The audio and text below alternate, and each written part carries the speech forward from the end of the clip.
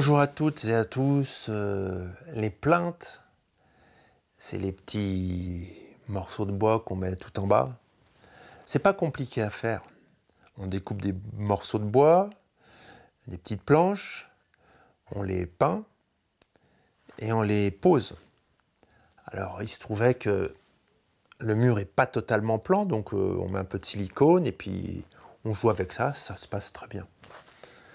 Le problème, c'est que mettre les plaintes, alors qu'il y a déjà des objets, des meubles, ça veut dire déranger beaucoup de choses et avoir un véritable bordel. Et c'est très difficile à vivre. Parce que cette petite maison, j'y vis déjà à moitié, parce que le mobil-home, il est froid, et puis quand on a goûté à ce genre de petite maison avec de la paille, de la chaux, du bois, on est tellement bien au niveau de la température, au niveau de l'ambiance, au niveau de toute l'énergie qui a été mise dedans qu'on n'a pas envie d'aller passer du temps dans le mobil-home. Et donc la leçon de vie que j'en tire, c'est lorsque dans notre existence, tout est sans dessus, dessous, tout est le bordel, on ne sait plus où on en est, c'est très inconfortable, c'est très désagréable, et à la fois, c'est le signe du changement. C'est pas possible d'évoluer, d'aller vers un mieux sans changement et donc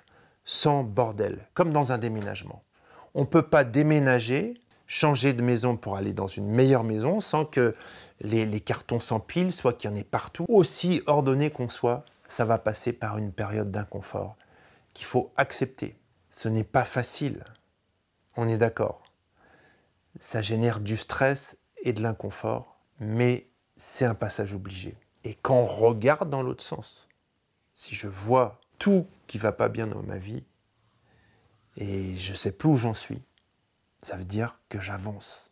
Je ne sais pas où, mais j'avance. Donc sur ce chemin de l'acceptation du bordel dans le changement, et encore une fois, si vous voulez changer sans être bousculé, vous ne changez pas.